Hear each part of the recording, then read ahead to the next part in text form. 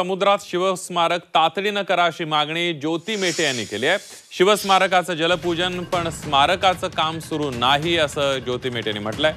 शिवस्मारकाचं काम तातडीनं सुरू करण्याची मागणी ज्योती मेटे यांनी केली आहे, तर शेतकऱ्यांना कर्जमाफी देण्याची मागणीही मेटे यांनी केली आहे। शिवसंग्राम संघटनेची राज्यस्तरीय बैठक पुण्यामध्ये पार पडली। यावेळेला ज्योती मेटे यांनी सरकारकडे शिवस्मारकाचं काम तातडीनं सुरू करण्याची मागणी केली आहे।